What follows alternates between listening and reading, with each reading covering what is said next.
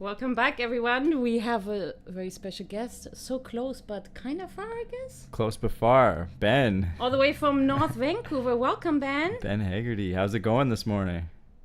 Hello, everyone. It's a pleasure being here. Thank you. And I'm pleased to be here on the ancestral homeland of the Coast Salish people, which include the Musqueam, Squamish, and Tsleil-Waututh communities. And it's going well, thanks. Yeah, I'm in North Vancouver. I live on the mountain there. So anytime anyone from Vancouver looks up, my house is somewhere up on that mountain. We can see you just right there in the window. Yeah, waving up from there you are. I Yeah. see you. Yeah. So tell the listeners a little bit more about yourself and How it all began. Yeah, how it all got into your plant-based lifestyle there, or vegan Sure. lifestyle. So no problem. I'll start from the beginning and kind of go quickly and then kind of slow down when we get to the good stuff. Sure. So I grew up in the San Francisco Bay Area, and that was very much a hotspot for the counterculture movement. So vegetarianism and even a little bit of veganism was present when I was growing up, but it really did not enter my lifestyle. I actually, when I was a kid, I still liked hamburgers and French fries and all those things that parents tell you not to love. I love, but yeah, but at the same time, I was also the kid who really liked veggie burgers and bean burgers and things like that too. So as I was getting older, I noticed that I really liked I would start like passing up on meat options, and like by high school, I was like the one guy who was like, "Oh, you have any bean burgers or any veggie burgers?" And Nice. I wasn't really thinking I was vegetarian at that point. I was just like, Oh. "Oh, I just happen to like this." I just was like I wasn't really connecting the dots there. I was a teenager, so I wasn't really like thinking broadly in terms of my diet. And so in this kind of continued on into my college years, and then when I was traveling abroad in France, I noticed that there were a lot of veggie options there that were so delicious. And yes, they used like creams and butters and things like that. And I still wasn't thinking about vegetarianism then, but I was still really like amazed by like, oh wow, things really can be delicious and veggie based. And so that idea was starting to percolate more. And I started meeting more vegetarians, not just there, but also back at my university where I attended in Northern California. And that was that I started kind of seeing how it worked and all that. And then I got into veganism actually quite by happenstance. There was one week in, there was 1 week in 2015 where my wife and I had just by happenstance, like I said, but we had not eaten any meat for the entire week. And at the end of that week, we realized that and then looked at each other and we're like, hey, I'm feeling pretty good. Are you feeling pretty good? Like, we haven't had any meat, but we don't feel like we're like sleepy But where's or your deficient in protein? anything. You need your protein. I know. You're falling like, apart. Yeah. Yeah, Bree, where is our protein? How could this be? Yeah. Yeah, and so she asked me the same thing. It's like, I don't feel great too. How about you? So that's when we kind of thought, maybe there's something to it. Yeah, maybe there's something onto this. Yeah, so Nice. exactly. Yeah. So we thought like, hey, vegetarianism and veganism lent to our kind of philosophy of life. Like, we're very much people who like to be community based, and I've always had the maximum to like do the least amount of harm for the most amount of good. Like, I've always left that kind of maximum. And Right. as I kind of dipped my toe into veganism at that time, I thought like, okay, maybe there's something to it. And also I feel really good doing it. So we started in 2015 gradually weaning ourselves off of animal products just to see how much we liked it. So we first started by eliminating white meat, and then over a few weeks that year, we eliminated red, and then we eliminated fish, and then kind of continued on. And over time, I was always expecting like, okay, we're eventually going to crave these things, but no, neither one of us were like, oh, we absolutely have to have a steak. We just continued doing this, and as we went along, we both like to cook, and Bree's a great cook, and I'm good at following directions. Nice. But give me a cookbook and I'm inspired. But Good to go. Yeah, but she it's can nice. she can think of recipes off the top of her head. Oh wow. Right. But as we were doing that, it was also allowing us the space to think creatively and to think of and research new recipes. So, for example, if you don't use egg, what can you use? And so we found like chia seeds were a great emulsifier and ingredient for replacing that. And just that kind of went on, so that by 2016 and then going into early 2017, we were I think for exceptions of still figuring a few things out, we were pretty much on the vegan lifestyle. Nice. And you Nice. guys did it together, which is always more powerful, and Yeah. you guys are more consistent to sticking to it, I find. And being a instead of good doing cook it helps alone. too. That too. Yeah. Yes. And I recommend that to a lot of your listeners too, is that don't ever, if you're interested in, like if you're getting started in that journey or in that process, one, be kind to yourself and always just think about, think of it as a journey and just kind of take it gradually. You don't want it, Right. if you go cold turkey, it's going to feel jarring and scary. It But if can, you yeah. are patient, but if you're patient and your time and your resources and emotions allow it, just take your time and do that. And find someone who'd be friendly about it and who would be kind with you along that journey and figuring that out and kind of looking at it as a way to explore new recipes and new lifestyle. Exactly. And Yeah. how did you start your Exactly. website? You have a really interesting Yeah, tell us website. more about that. Yeah. Great, thanks. Yeah. So for your listeners and for you, just to recap, Bree and I co-own and co-write for a website called It's Bree and Ben, which we founded in 2019. We kind of started at least getting the content of it back in 2017. So in 2017, we just gotten married and we're thinking of what to do for our honeymoon. We had done some cost-benefit analysis and found that if we did a long honeymoon on as a road trip for the year, it would actually be less expensive than paying for an apartment in Los Angeles, which we were based at the time. Oh. So Wow. and at the same time, yeah, I know, right? Yeah, So, wow, yeah. I think was- it's the same here in Vancouver. Yeah, I could do a lot more Yeah. than paying Yeah, rent. no, after living here for a while, I can definitely feel that too. I know it was one of those instances where I was like, "Oh, this is great. That's great," but oh my gosh, Yeah, You're, it's like, an eye surprised and opener also of happy how at the expensive same time. these cities are. Yeah. Yeah. Yeah.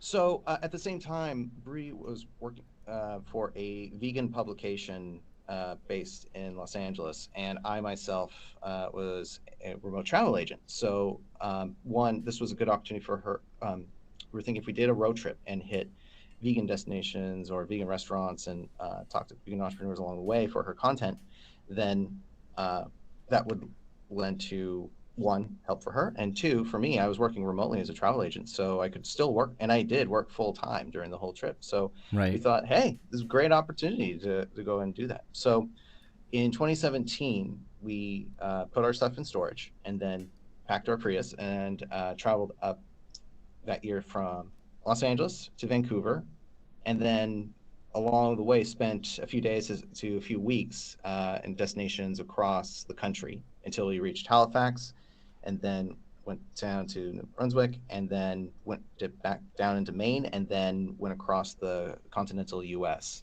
Wow. That's to a do the same journey. thing. Yeah, thanks. Yeah. That's exciting. We did that 2017 and 2018. In 2018 we doubled back and hit the states that we didn't get in the first year, and so in the end we then accumulated content from about 60 destinations. Wow. And the approach was just for Bree and her publication at the time was to find vegan restaurants and other destinations in cities in both countries, and just get to meet them and get to see what their story was like.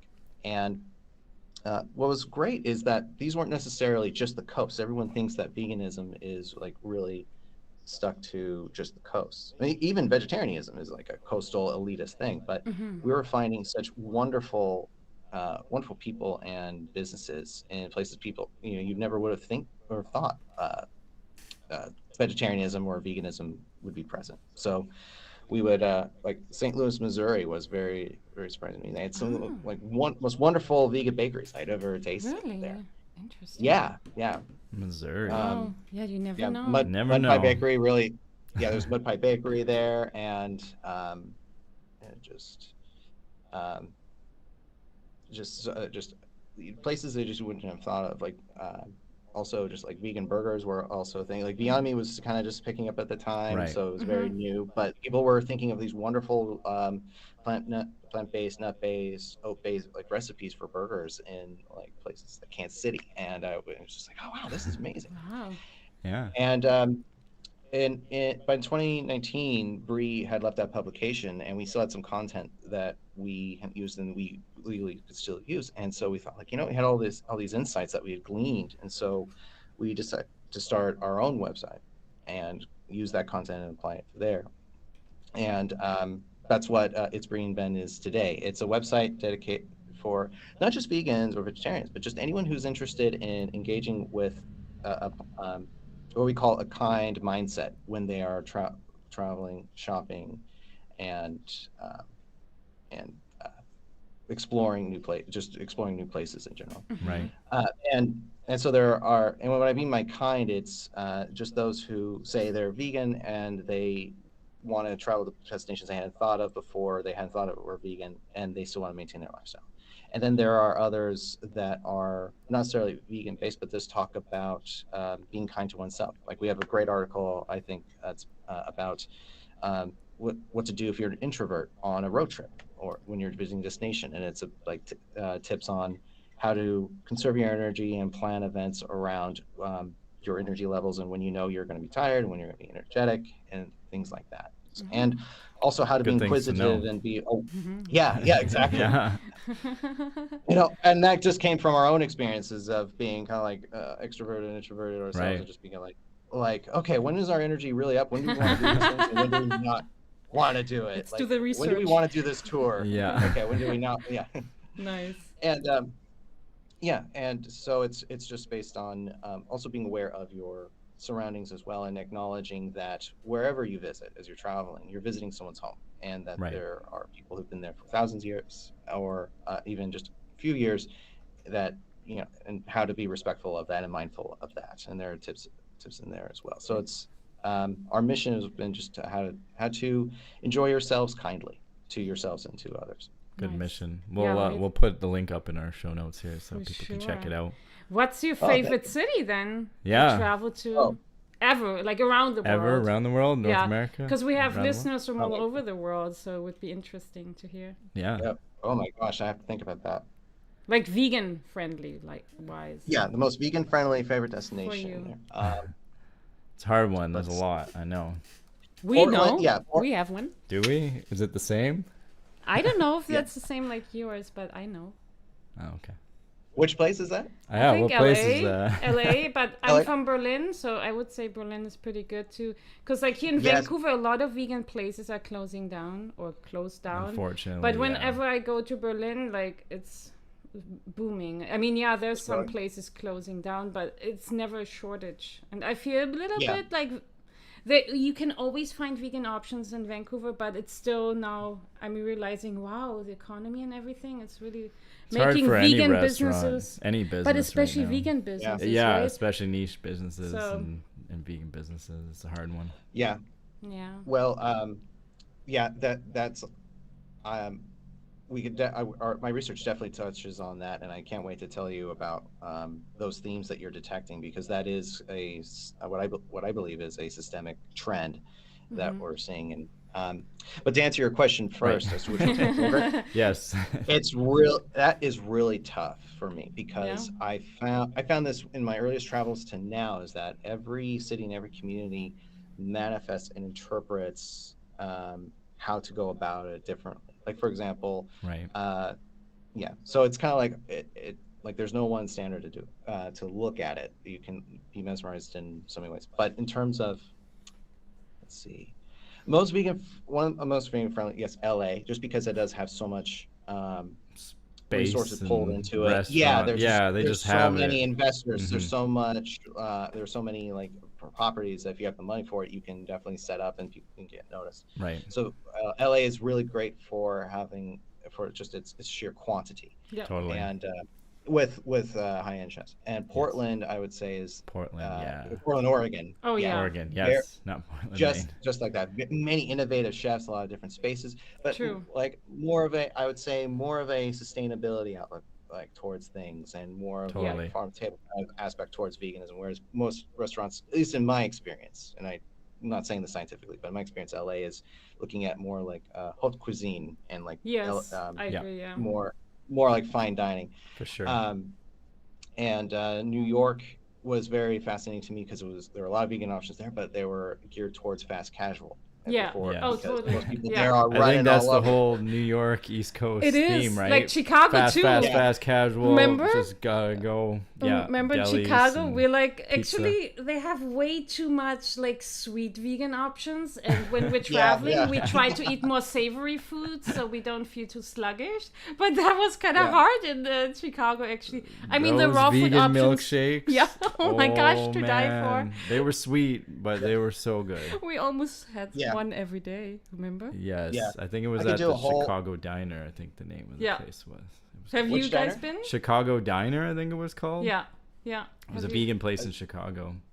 No, I've been there but for I a just long want to let our listeners know too. We're updating our website, so if anyone ever has it's like they know something's missing that ought to be there on our guides, Yeah. please send us a DM or send us an email. But Sounds good. also places have changed. Last time I was in Chicago, there was barely anything in terms of proper vegan restaurants. A lot of some veggie, but even then, that was still very, for lack of a better word, underwhelming in terms of how many options there were compared to how many Yeah.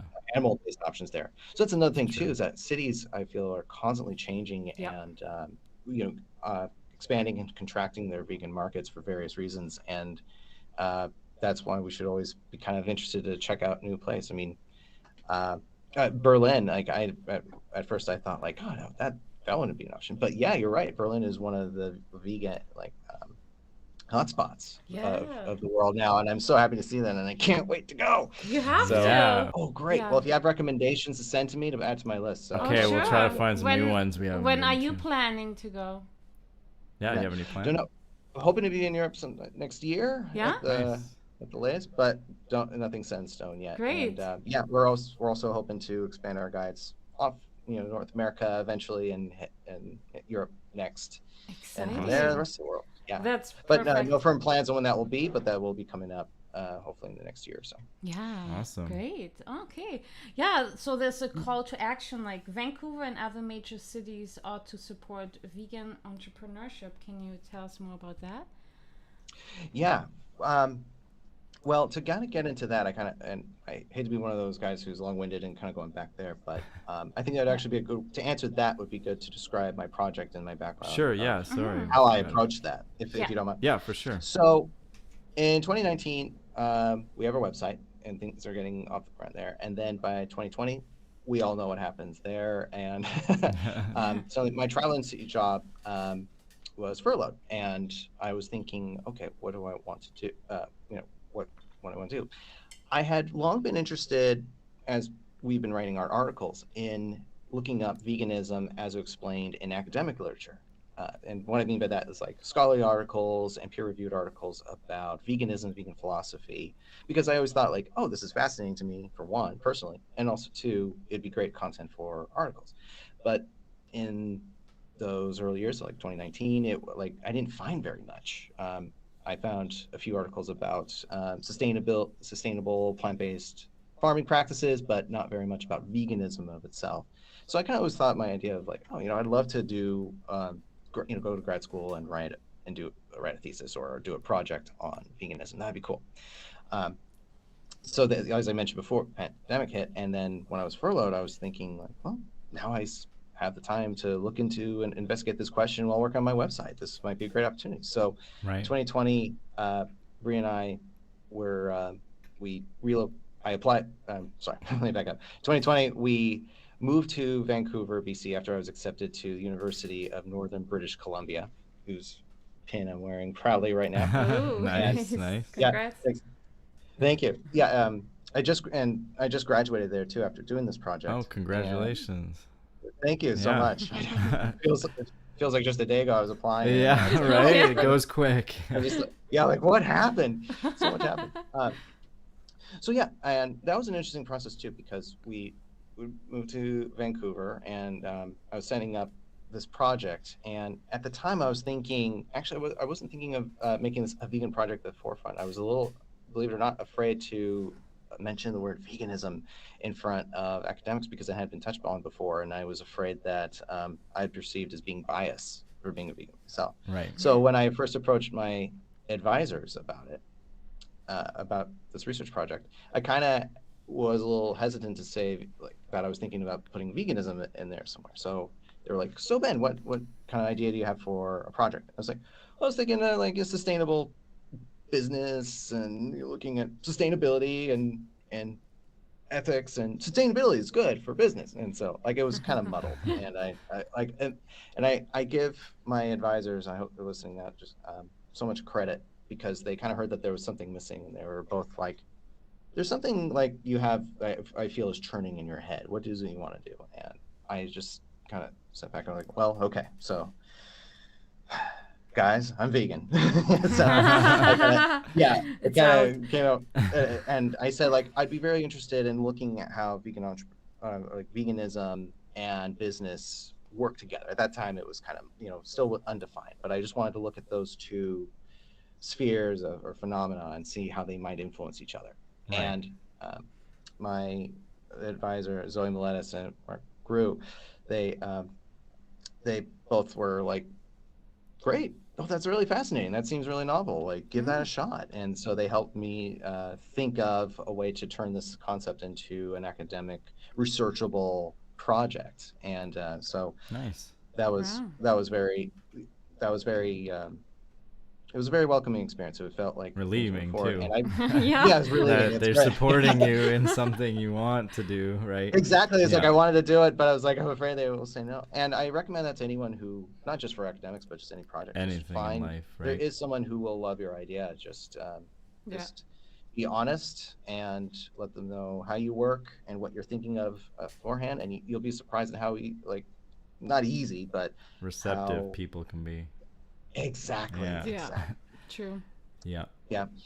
And so between then, which was 2020, and up till now, I was developing this research project looking at which ultimately became how vegan entrepreneurs operationalize or think about the vegan philosophy in their mission statements and in their just day-to-day business. So I designed a project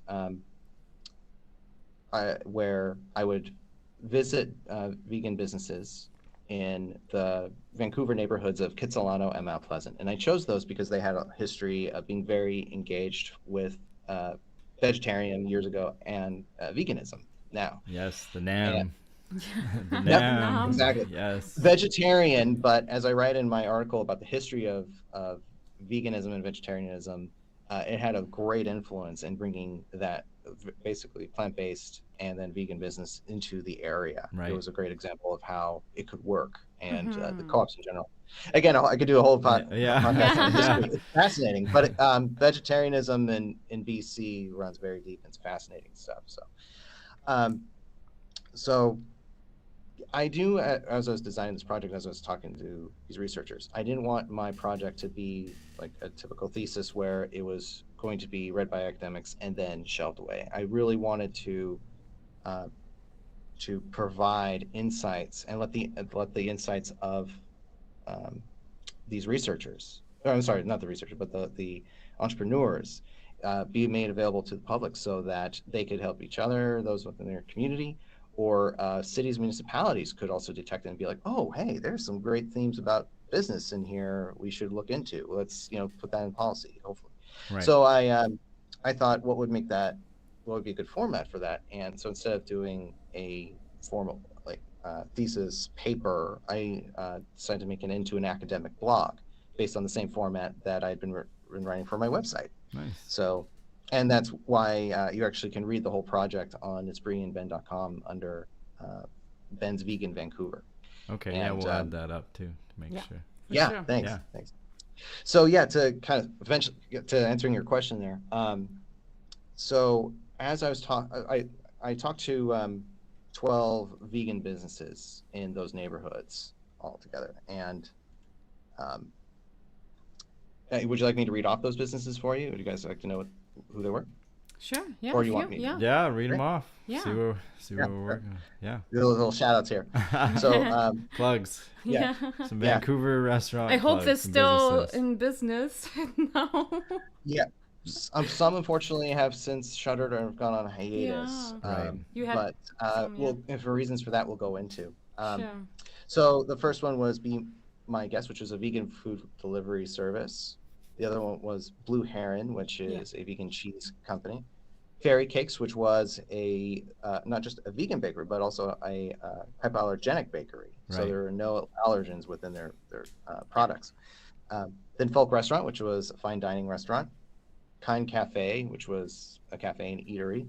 Level 5 Bakery, which is a Canadian Asian fusion bakery. Level V. Nutty. Is that level Oh yeah, V? level. I'm sorry, I Level call it V. level 5. Level V. Yeah, our Oh, friend I was like, what runs is that. that? That's Did why I- we're like, yeah, Yeah. level It 5. can be. Oh, maybe the owner level V. actually told me I thought I missed something. it's officially level V, but the owner actually revealed that it's level sometimes 5 because like her cakes, she used to make 5-layer cakes, and so the V for Oh. veganism and V for 5 went to. I didn't didn't even know I that. didn't even know And that. we're friends with her. We friends hang with out. her. What? Good to know. Yeah. All right, level Sorry, V. Monica, if you're listening. I know you listen to our podcast while you're doing your work in the bakery. So She sorry. didn't tell us on Yeah, our, she when went we to had her on our podcast. It was that, did she? I have I no don't idea. remember. I I don't thought that think was the so. first time I heard that, but that's Yeah, good to know. Thanks. Sorry, continue. No, not at all. No, thanks for letting. I know I do that all the time, like level 5, level V. And I think it's level V officially. So there's Nutty, which Great. is a cafe, but they all the recipes involve nut milks with nuts that we don't usually think of, like macadamias and cashews, and like those that we Yeah. don't typically put into drinks. So good. Wonderful. Yeah. Then there's Cider House, the Cider House, which is not just the first cidery in that area of Vancouver, but also happens to be vegan. Right. Tintery Brows, which produces eyebrow tints for a wide range of skin tones. True Nosh, which creates Asian-inspired vegan sauces. And Plant University, which is operated by Vancouver Humane Society, which is about plant-based education and tips for living a plant-based life. And Vivus Pet Foods, which is a vegan pet food company. So they provide like dog food and dog kibble happens to be vegan. Great. So of course, these past few years, I've been visiting these restaurants and other businesses, and spoke to them and got to learn their insights and hear what they had to say, what their experiences have been like. And I've found 4 key insights that they offered that I felt like were very much worthy of mentioning and useful to mention. And one of them was, as you mentioned before, the difficulty of basically the rising costs of doing business and living in Vancouver in particular. So what that means is that as I was talking to these businesses, they all mentioned that interest in them was going up. So that misnomer or that cliche that, oh, people like veganism as a trend and then they give it up, was not the case. These businesses had regulars, and interest in them was all reportedly increasing, especially after the pandemic, when a lot of people thought that they'd be lacking. But interest was going up, but still rent was correspondingly going up as well. So and for reasons that were for like IP reasons and other things that had to do with the structure of the project, I couldn't ask them what their rent was, but I did do some research and found that the average rent increases in these neighborhoods was going up by about 14%. Wow. Just in the past previous 2 years. So if you think like if it's getting that expensive or going up that much, then especially in a span of just a few years, you can only imagine what their rent is going to be like. And even if you have a steady client base, or you're even attracting more customers and your rent is still going up, you just can't keep up. Right. True. So That was one of the things that was the most concerning thing that I saw there. And in addition to this municipalities and rents going up, it was also the cost of goods and the basic ingredients are going up. So Right. grains and oats and legumes and basic ingredients that they had a lot of these businesses had relied on were increasing in price too. So when you have rent and then your flour is going up in price, even just basic flour, nothing fancy, Yeah. just basic flour. All goods and It's just services just skyrocketed with supply and demand issues. Yeah, COVID really whirlwind the economy here. Yep. yeah, We're just seeing it now. it's just tough. Yeah. And this isn't just towards unique to the vegan experience. Right. This is Yeah. applicable to any entrepreneur. So if any of your Totally. listeners are just thinking like, oh, this is just a vegan problem. Yeah. No, it's just, The thing is that everyone problem right now. It's just it is, yeah. tough times. And I would also say it's not just Vancouver too. There are so many cities in which gentrification and just rising costs of real estate right. are causing it harder for businesses that are currently there to survive. Also, those who are looking to enter those spaces to enter. So it causes like a barrier to entry for any new vegan entrepreneur who wants to go there. Right. So, and what many are reacting to this in different ways. Some were saying that maybe it would be best to relocate out of the city and set up shop closer to their ingredients so they cut down on transportation. But then that which works for staying in business, but then that also lends to there becoming a void of entrepreneurs in these neighborhoods where entrepreneurship and small businesses have been flourishing, and then that leaves nothing there except for larger warehouses like Amazon and other chains to just kind of come in and just take up that space, and that lends to that gentrification and commercialization of residential areas and small business areas that we had gotten accustomed to. So, yeah, it's I believe a systemic problem based on what I've been told there. Right. Yeah. And unfortunate, because there's some really good places that I'm gonna miss. It is.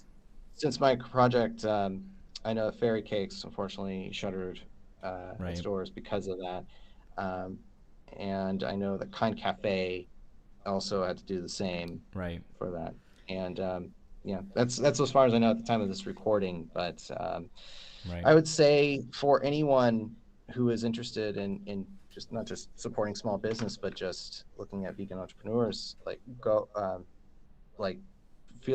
please go and research to see which of the plant-based and vegan businesses are in your area, and see, make time to go visit them. And and even as simple as thinking like, well, I can go to Starbucks that's at the end of this corner, but if I just go another corner and a half, there's a vegan cafe.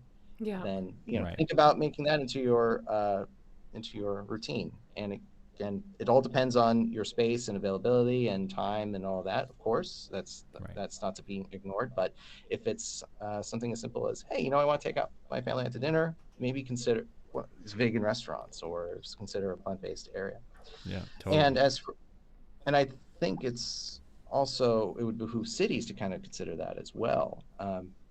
So as I found in my research, that vegan businesses and their mission statements lend to thinking sustainably and thinking about environment or health, and health of non-humans like animals as well, which in this age in which so many cities and municipalities are thinking of climate and sustainability goals, promoting, or at the very least thinking about those businesses as mechanisms towards their goals and achieving those goals is really worth them looking into. So in addition to listeners and just consumers looking into that, I also hope consumers look into talking to their city governments and their policymakers and letting them know, like, hey, these kinds of businesses really make sense towards being a quote, green city or a sustainable city or to your climate actions, because they're thinking about these things and they're trying to be as low emission as possible. This would be wonderful for if you write to them and say, like, these are businesses we should be supporting, or you should be thinking about at your next like district or council meeting or something like that. Right. then that helps too, because that not just legitimizes these businesses and makes them at the forefront of policymakers' minds, but also normalizes them, brings them into the fold of like any other business, and lets them be seen as something to support rather than just a trend that just happens to pass by. Totally. So Yeah, I important. totally agree. Yeah, it's not like a keto diet or something. We're, being vegan, living the vegan lifestyle, you can make a big difference. Yeah. Yeah. Well, I would say, the keto is an interesting one. Like, I would say that is. Might Well, be people ask me that, like- We're not a big another fan of it, podcast so- to talk Yeah, about yeah. keto. Exactly. Yeah, sure. Thank you for stopping me. Thank you for stopping me. I would start philosophizing right there. Totally. I'm glad you're here. But no, just such important points you mentioned. I mean, there's such common sense, right? That's Right. how I would think, how I approach. But it's such a great reminder, and even for listeners that didn't think about it, you know. And we really appreciate that you're sharing that with us. Mm-hmm. Yeah. Thank you. Yeah, it's I've always looked at veganism since I became vegan, and this continues to develop, but it's a holistic philosophy. It's one that, when it gets down to it, veganism is a philosophy that guides us to do the least amount of harm for the most amount of good. Yeah. Right. And we can see that when it's in some cultural practices, and it can be seen in business practices, and even some politics in some instances there too. So it can be very useful towards a whole bunch of things. And I just hope, if anything, I hope my research reveals, one, that's a possibility, and two, people recognize these entrepreneurs, not just in my research, but as any vegan entrepreneur, as those who are really trying to do that good, and that really have some wonderful ideas, novel ideas, and not just how to be kind to our planet while doing good business, but also how to make great products that we all enjoy. Yeah, as well. exactly. Yeah. Tasty products. Yeah, exactly. Exactly. Yeah. Well, we appreciate your time this thanks so morning and telling us much. about your project and your journey there. And maybe we'll see you around Vancouver one of these days, and I don't know, potluck or a vegan restaurant Exactly, that we're we're supporting. neighbors. Yeah, I'd be delighted to. Thank you. And you're on social media as well? Like we're going to Yes, post on our show notes. Yeah. Yeah, you'll see in the show notes, but just here, we're on Instagram at It's Bree and Ben, and also on Facebook at facebook.com. It's Bree and Ben. Yeah.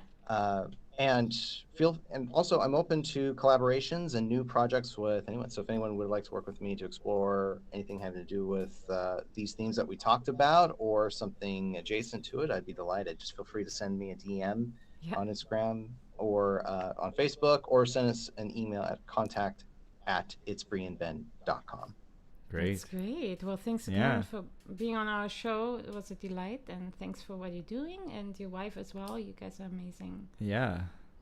Thank you so much. It was a privilege being here, and take care, and I look forward to the next episode. Sounds You good. too. Take Take care. care. Bye.